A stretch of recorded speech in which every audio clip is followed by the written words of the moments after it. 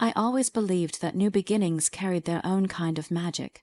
At 32, standing in the middle of my freshly purchased apartment in Albuquerque, New Mexico, I felt that magic all around me.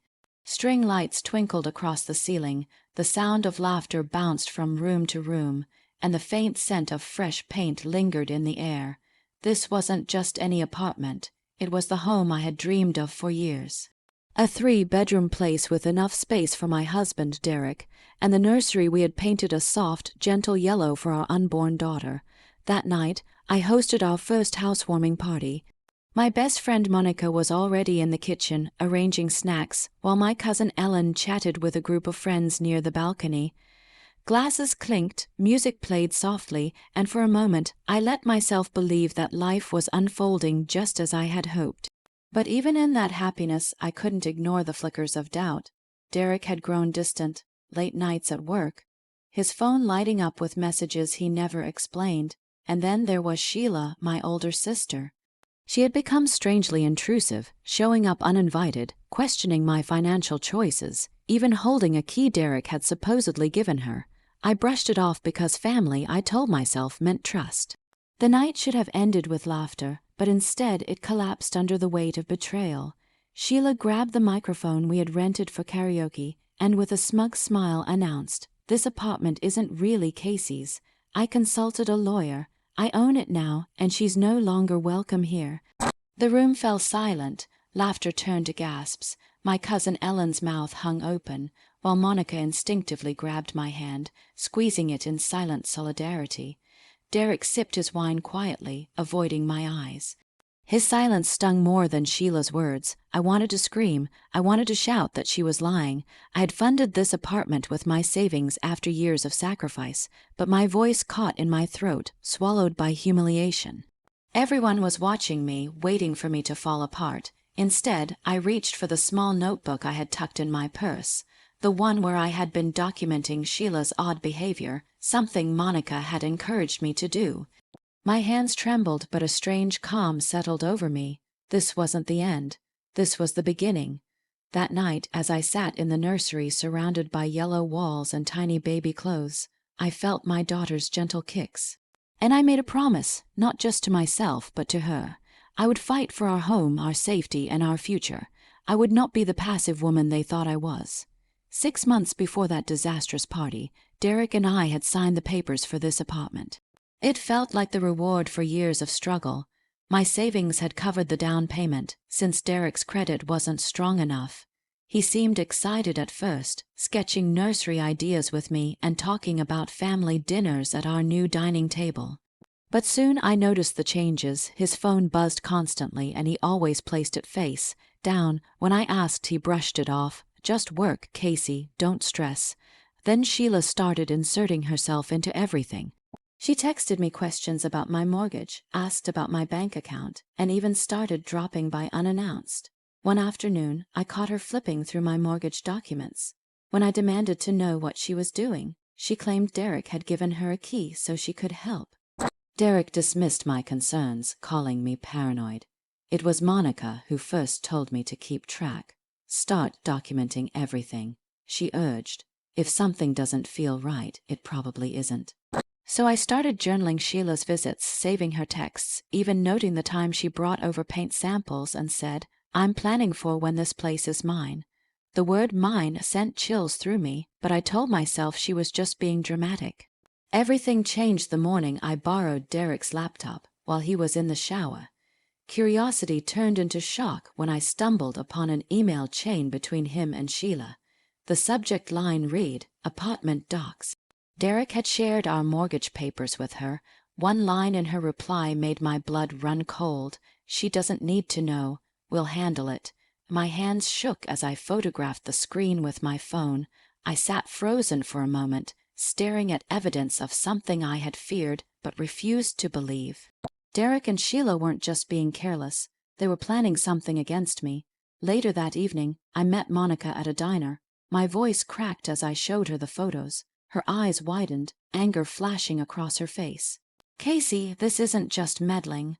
This is a plan. They're trying to take everything from you. You need to be ready." For the first time, Fear gave way to determination. I wasn't only protecting my apartment anymore. I was protecting my child's future after the party. I sat alone in the quiet apartment, Sheila's words replaying in my head. My guests' whispers, Ellen's shocked stare, Derek's silence. They all pressed down on me like a weight I could barely carry. But when I felt my daughter's small kick, I knew I had no choice but to keep going. The next morning, Paula, a colleague from work, called me. She hesitated before speaking, but finally said, "Casey, I think you need to see this." She sent me a photo of Derek and Sheila at a cafe, leaning close, their faces lit with the kind of intimacy that shattered me. Then came the screenshot. Derek's text to Sheila, "Casey's clueless. Once we push her out, the apartment's ours." My heart broke, but my resolve hardened. With Monica's help, I began piecing together the puzzle. Screenshots, emails, Sheila's intrusive texts, and now evidence of their closeness. I even recorded a call with Sheila where she laughed and said, "Don't worry, Derek and I will resolve Casey's ownership problem. She won't be in the way for long." That call sealed it. I couldn't stay under the same roof anymore. With Monica's encouragement, I packed a bag and moved into her apartment. From there, I reached out to Laura Martinez, a sharp, compassionate lawyer recommended by a friend. Laura listened intently as I laid out the evidence. "Casey, you have more than enough to fight this," she said firmly. "We'll file against Sheila for fraud and attempted forgery, and Derek for breaching your privacy. You've done the right thing by keeping records." Her words lit a spark inside me. For the first time in months, I felt like I wasn't powerless. That night, I confronted Derek. His face paled when I showed him what I had. He stammered excuses, insisting Sheila had misunderstood. But his lies collapsed under the weight of the evidence I had gathered. I didn't tell him about the lawsuit. Better to let him think I was broken while I quietly prepared. Ellen, horrified when she learned the truth, stood by me offering support. She confessed that Sheila had always been manipulative even as children. Her words made me realize this wasn't just about betrayal. It was about breaking a cycle. The more Derek and Sheila tried to corner me, the stronger I became. I wasn't fighting just for ownership of a building. I was fighting for dignity, for independence, and for the life of the little girl I carried inside me. The legal battle stretched across months, as my belly grew and my determination deepened. Each court date was exhausting, but I carried with me the strength of knowing I wasn't alone. Monica sat beside me every time, Ellen checked in daily, and Laura fought fiercely on my behalf. Sheila strutted into the courtroom at first with her usual arrogance, but it didn't last. Laura presented the evidence piece by piece, the recorded confession, the screenshots, the photo of Sheila and Derek, the email chain. When Derek took the stand, his credibility shattered under questioning. In the end, the judge ruled in my favor. The apartment was mine alone. Sheila was ordered to pay damages for emotional distress, and Derek faced consequences for his role in sharing confidential documents. Walking out of that courtroom, I felt a freedom I hadn't known in months. The burden lifted, replaced with the quiet joy of victory. Back in my apartment, I finally allowed myself to breathe. I painted the nursery the same shade of yellow I had dreamed of, hanging tiny curtains and folding soft baby clothes. The space, once tainted by betrayal, had become a sanctuary. When my daughter was born, I held her close and whispered a promise. She would grow up knowing strength, not fear. She would see that even when the people closest betray us, we can rise, rebuild, and stand stronger than before. Months later, I stood on a small stage at a community event, sharing my story with others.